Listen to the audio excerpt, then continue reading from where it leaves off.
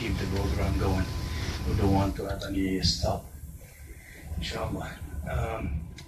There is a famous hadith about Wasibah ibn Ma'bad. Wasibah ibn Ma'bad قال غدا إن شاء الله سأسأل رسول الله صلى الله عليه وسلم عن أمر.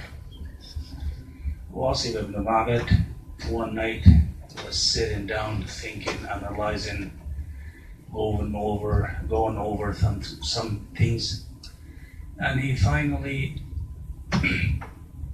came across two questions that he must ask the Prophet of Allah about them.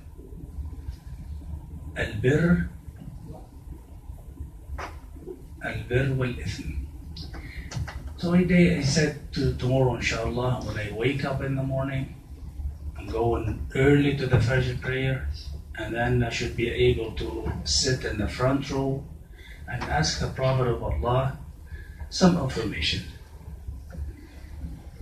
Subhanallah, he did not get the chance to wake up early, but he made it to the mosque a little bit late.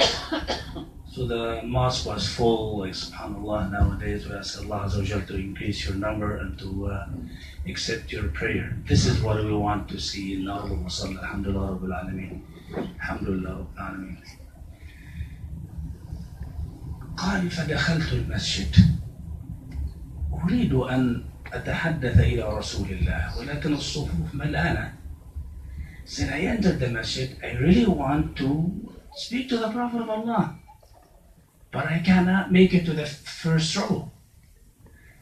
And the Prophet of Allah looked at me and he smiled. So that gave me the courage to push my way in. So since the Prophet of Allah is smiling, he's not saying anything, he just see me moving up like left and right, and the Prophet of Allah gave me that smile. So that gives me the courage to go forward. So I pushed my way in.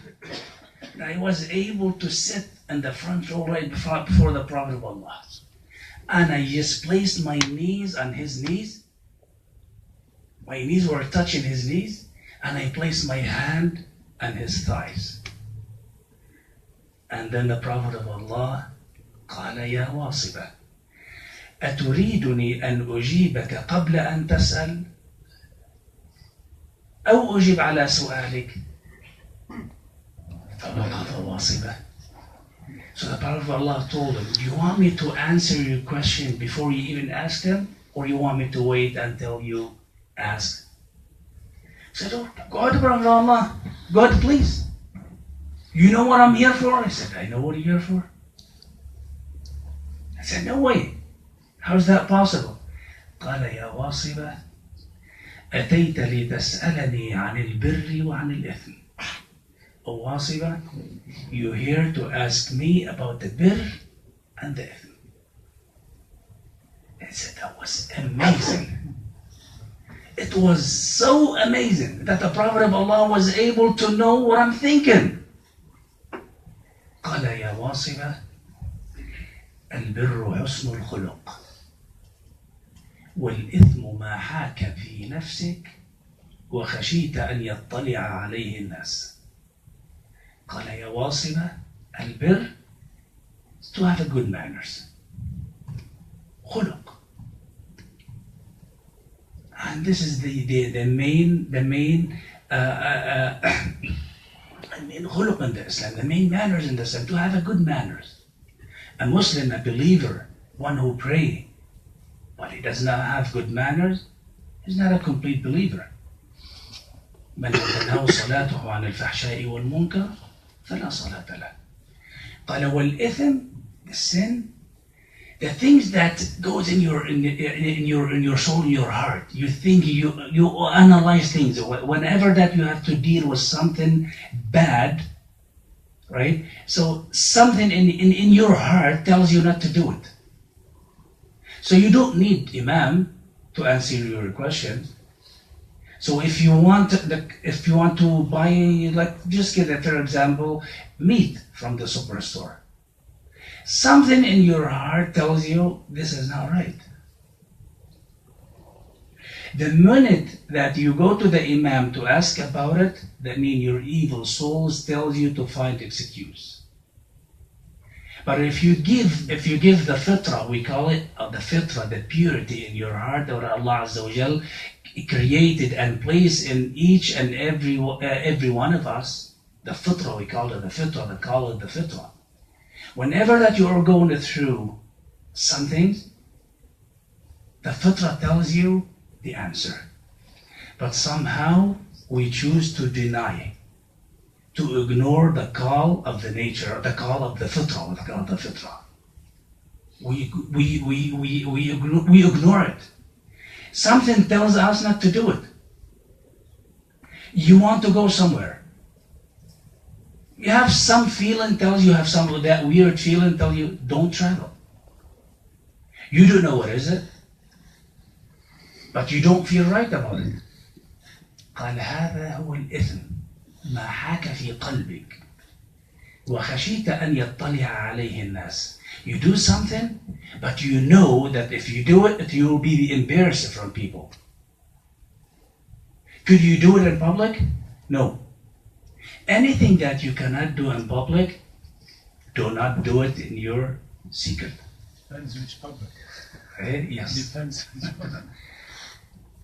Subhanallah. We care, we worry about people. But Allah Azza wa Jal watch over us. He is the least of our worries.